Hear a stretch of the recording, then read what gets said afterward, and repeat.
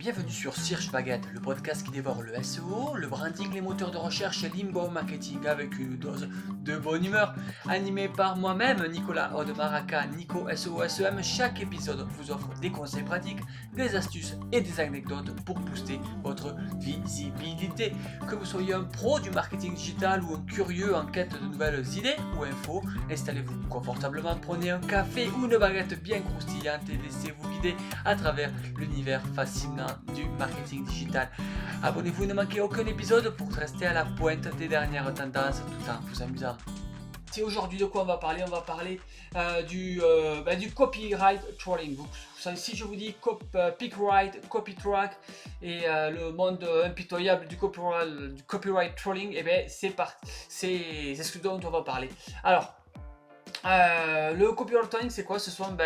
On va parler de sociétés de recouvrement, comme par exemple PickWrite, CopyTrack, Permission Machine, PickStrack ou encore Right Control, qui vous réclament des montants astronomiques pour des images dont vous aviez les droits d'auteur. Cet univers, c'est celui qui sait que vous avez un sentiment de culpabilité qui est justement souvent exploité à tort d'ailleurs, via des mails et des lettres combinatoire, c'est un mot que je recherchais pour un peu être sûr de la définition avant quand même, et surtout pour vos clients d'agence ou même vous, votre PME.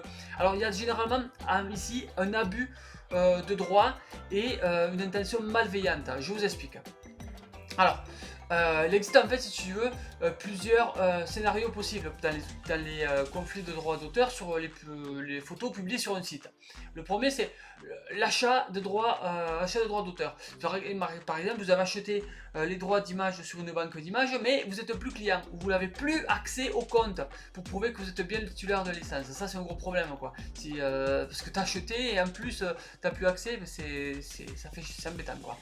Après, tu as l'autre souci, c'est l'oubli de la source. Il se peut que tu te souviennes plus de la base d'image que tu as utilisée, ou que tu as coupé le pont complètement avec l'agence qui gérait le marketing digital, et du coup c'est un peu embêtant quand tu as déjà derrière comment ça s'appelle, l'agence qui vient,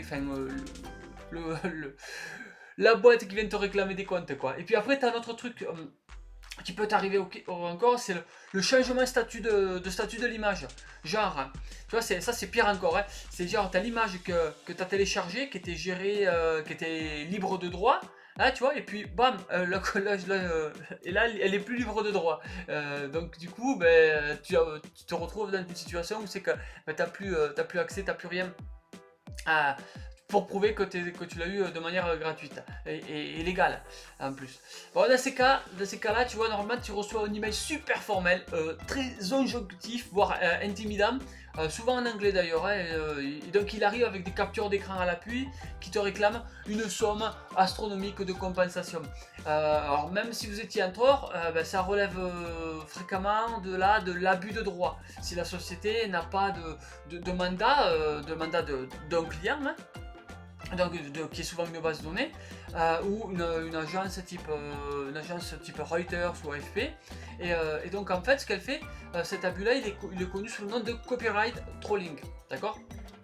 Alors, la Cour de justice, là pour être clair, la Cour de justice de l'Union Européenne, elle souligne que cette pratique, ça consiste souvent à proposer un règlement à l'amiable, moyennant le paiement d'une somme qui dépasse le préjudice réel, d'accord? C'est du genre, te réclame 460 euros ou 500, enfin je sais pas moi, j'ai vu des montants même jusqu'à 800, voire un peu même qui touchent 1000 euros pour une photo qui a rien de distinctif, quoi, genre un café sur une table, voilà, que tu aurais pu créer avec l'intelligence artificielle. Donc tu vois, le truc, il n'y a pas forcément de caractère très marqué. Bref. Et donc en fait, la Cour de justice de l'Union Européenne, elle explique, je cite, il convient de constater que la recherche d'une solution amiable constitue souvent un préalable à l'introduction de l'action en réparation proprement dite. En fait, ici, ce qu'il faut voir, c'est que ça crée une source de revenus fondée sur la violation du droit. Et ça, c'est pas autorisé. Ça détourne complètement le droit d'auteur et ses objectifs initiaux. Les objectifs initiaux, c'est, bon, je cite, la société tente en réalité sous couvert de propositions de solutions à l'amiable et en raison de prétendues contraventions, à extraire des revenus économiques de l'affiliation, même des utilisateurs concernés à un réseau de pair à pair, tel que celui en cause, sans chercher spécifiquement à combattre les atteintes du droit d'auteur que ce réseau provoque. Ouais, en gros, c'est ce que je t'ai raconté avant, quoi, hein, ils abusent sur, ils veulent surtout pas récolter faire valoir le d'auteur, mais exploiter une faille simplement qui est marquée dans la Constitution. Alors, comment réagir face au copyright trolling? Il va falloir vérifier ses droits, quoi, hein. C'est-à-dire, il faut t'assurer que tu ne disposes pas des fois des droits pour utiliser l'image incriminée. Alors, fais le tour de toutes les bases de données, consulte tous les gens de ton service du marketing et de la création, parce que peut-être que tu l'as et ils vont te le retrouver. Après deux, c'est tu peux ignorer les mails, voire même ignore-les. Si tu as le droit, ignore-les et les mails de relance. Même répondre pourrait même leur donner l'impression d'avoir faire le poisson, tu vois, comment la pêche. Hop, tiens, il a mordu, allez vas-y, on va essayer de le sortir de l'eau.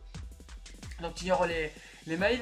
Et puis si tu n'as pas les droits, hein, ou plus les droits, tu retires l'image. Il faut respecter la loi, quoi. Si t'as pas, tu retires l'image et tu vérifies si elle pouvait être qualifiée d'originale, tu vois, c'est-à-dire de bénéficier d'une protection au titre du droit d'auteur. Parce que si c'est le cas, bon, va falloir se défendre. Mais sinon, si t'as pas de budget photo, d'ailleurs, sache qu'il existe des banques d'images gratuites et que tu as également la possibilité de faire des photos avec l'intelligence artificielle.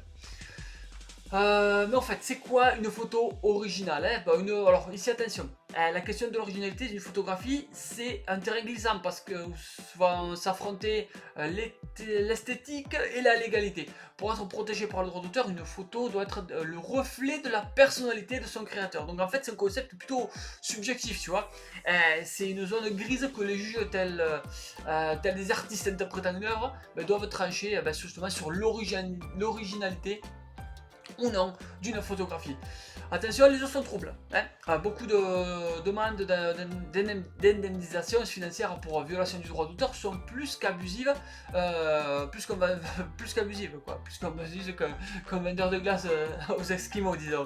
Pour être considéré comme original, donc une photo doit montrer un choix esthétique distinct, une touche personnelle, l'empreinte unique du photographe.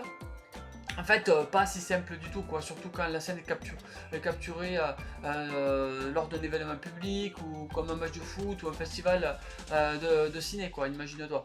Dans ces cas, le photographe il est souvent plus contraint par le contexte que libre de ses choix artistiques. Donc, tu vois, il y a moyen de faire quelque chose.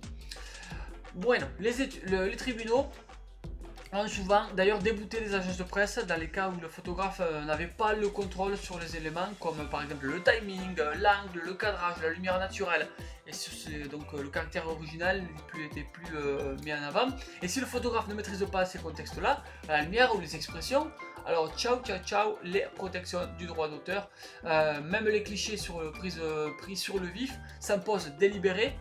De la personne photographiée ou les photos prises en rafale avec peu d'intervention humaine, ce sont des photos qui sont souvent exclues de la protection du droit d'auteur. Faut que tu le saches, faut pas que tu te fasses abuser sur ce genre de truc.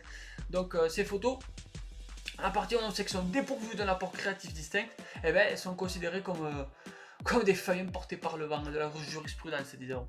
Ne s'accrochent pas aux branches solides du droit d'auteur. Bon alors, et qu'est-ce qui se passe? Tu me dis, mais moi j'ai déjà répondu, si je t'écoute maintenant, c'est parce que voilà, j'ai déjà répondu.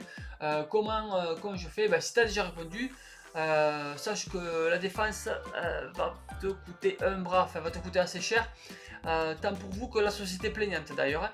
Moi ils ont des services déjà intégrés en interne, ils ont tout ça automatisé, mais c'est de manière continue que le juge normalement déboute la société pour abus de droit et non originalité de l'image. Alors en général, personne ne vous poursuivra pour une image banale, mais si tu vois que voilà, elle correspond au cadrage, timing, angle, lumière naturelle, tu vois, enfin, un apport de créatif distinct, là voilà, faut s'inquiéter. Mais bon, un conseil, hein, si vous êtes dans votre bon droit, hein, si vous pensez l'être, répondez pas. Et si vous souhaitez répondre, je peux vous proposer d'ailleurs un courrier type qui va dissuader ces bots de vous importuner davantage. Bien, allez. Bon, c'était un épisode un peu embêtant, mais bon, qui relève pas mal de choses sur le copy trolling, donc le copyright trolling. Mais bon, voilà. C'est déjà la fin de cet épisode. J'espère quand même que vous avez pris autant de plaisir que moi à l'écouter, que j'en ai eu à le préparer. Si vous avez aimé, n'hésitez pas à le partager. Si vous pensez que ça peut être utile à vos amis, à vos collègues qui souffrent de cette situation, et même votre grand-mère, si elle capte la wifi autant que toi quand tu lui parles, laisse-moi un commentaire pour me dire ce que tu en as pensé. Ça peut m'aider éventuellement à m'améliorer et m'améliorer ce podcast-là. Vous offrez un contenu toujours plus pertinent. Et bien sûr, abonnez-vous, vraiment, ça laisse un petit like, ça fait toujours plaisir et ça aide le podcast à se faire connaître. Allez, on se retrouve très vite pour un nouvel épisode plein de conseils et d'astuces et de bonne humeur, évidemment. Allez, bientôt, prends soin de toi. Allez, à plus. Ciao, ciao. Prends soin de toi. Ciao.